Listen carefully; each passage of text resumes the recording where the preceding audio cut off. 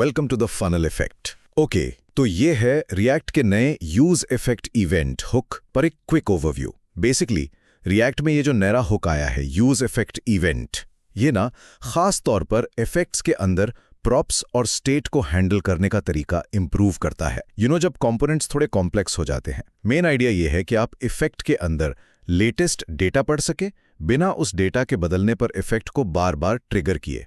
तो पहला point, use effect event आपको इफेक्ट के अंदर से नॉन रिएक्टिव लॉजिक, मतलब ऐसा लॉजिक जिसके बदलने पर इफेक्ट रीरन नहीं होना चाहिए, उसे निकालकर एक रीयूजेबल फंक्शन में डालने देता है जिसे इफेक्ट इवेंट कहते हैं।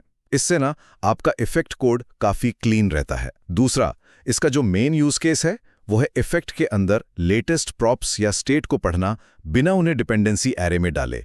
डिपेंडेंसी एरे वो लिस्ट होती है जो डिसाइड करती है कि इफेक्ट कब रीरन होगा। सोचिए, जैसे आप यूआरएल बदलने पर पेज विजिट लॉक कर रहे हैं, है ना?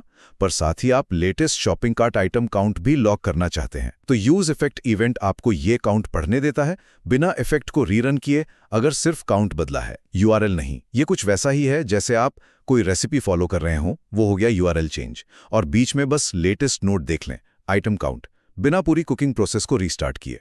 और तीसरा, कुछ बातें जरूर ध्यान में रखनी है। इफेक्ट इवेंट्स को सिर्फ इफेक्ट्स के अंदर ही कॉल करें, जैसे use effect, use layout effect वगैरह। और हाँ, ये डिपेंडेंसी से बचने का कोई शॉर्टकट नहीं है। इसे सिर्फ उस लॉजिक के लिए यूज करें जो रिएक्टिव नहीं होना चाहिए। तो हाँ, शॉर्ट में यूज इफेक्ट इवेंट आपको इफेक्ट्स में रिएक्टिविटी पर बेहतर कंट्रोल देता है, जिससे आप डिपेंडेंसीज को ज्यादा प्रिसाइजली मैनेज कर सकते हैं। Thank you for watching the funnel effect, and for detailed information, visit the funnel effect.